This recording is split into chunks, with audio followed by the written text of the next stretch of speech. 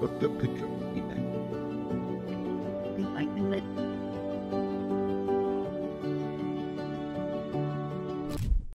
6 जून 2025 रोजी जळगाव विमानतळावर घडलेल्या एका घटनेने सगळ्यांचं लक्ष वेधलं।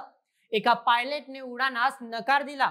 उपमुख्यमंत्री एकनाथ शिंदे यांना थांबावं लागलं आणि मग एका अनपेक्षित वळणाने एका महिलेचा जीव वाचला। चला जाणून घेऊया या थरारक आणि हृदयस्पर्शी कहाणीचा पूर्ण अहवाल आजच्या व्हिडिओमध्ये।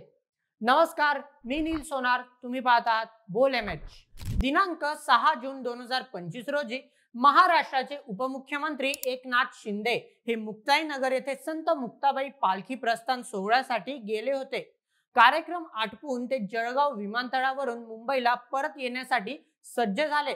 त्यांच्यासोबत राज्याचे जलसंपदा मंत्री गिरीश महाजन आणि जळगावचे पालकमंत्री गुलाबराव पाटील हे देखील होते। पण त्यांच्या खासगी चार्टर्ड विमानाचे पायलट यांनी उडाणास नकार दिला, कारण त्यांच्या ड्युटीचे तास संपले होते आणि काही सूत्रांनुसार ते थकले होते किंवा त्यांची प्रकृती अस्वस्थ होती। सुरुवातीला ही बाब एकनाथ शिंदे, गिरीश महाजन आणि गुलाबराव पाटील यांच्यासाठी त्रासदायक ठरली। सुमारे 45 मिनिटं ते जळगाव विमानतळावर थांबले। विमानतळाचे व्यवस्थापक आणि विमान कंपनीचे अधिकारी यांनी पायलटशी चर्चा केली। अखेरीस डॉक्टर प्रवीण जोशी यांना बोलावून कॅप्टन यांची वैद्यकीय तपासणी केली गेली। डॉक्टरांनी त्यांना उडाणासाठी सक्षम घोषित केलं आणि रात्री 9:50 6 जून 2025 रोजी विमान मुंबईकडे झेपावलं। पण इथेच एक आश्चर्यकारक वळण आलं। जळगावची एक महिला शीतल पाटील ही किडनीच्या आजाराने ग्रस्त होती। तिने मुंबईला जाऊन शस्त्रक्रिया किंवा किडनी प्रत्यारोपण करायचं होतं, पण तिचं नियोजित विमान सुटलं होतं। ही बाब मुख्यमंत्री वैद्यकीय सहाय्यक कक्षाचे अधिकारी यांच्या कानावर पडली। त्यांनी तात्काळ उपमुख्यमंत्री एकनाथ शिंदे आणि मंत्री गिरीश महाजन यांना ही माहिती दिली।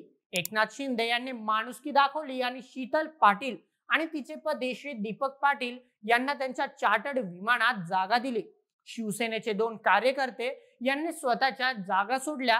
मुंबई विमानतळावर व्यवस्थापक यांनी ॲम्ब्युलन्स तयार ठेवली, जेणेकरून शीतल यांना तात्काळ रुग्णालयात नेता येईल।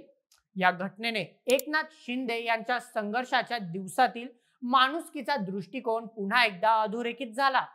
जळगाव विमानतळावरील एका उडाणाच्या विलंबाने सुरू झालेली ही कहाणी शीतल पाटील यांच्या जीवन रक्षक प्रवासात बदलली आणि याचं श्रेय जातं फक्त एकनाथ शिंदे, गिरीश महाजन, गुलाबराव पाटील आणि इतरांच्या संवेदनशीलतेला।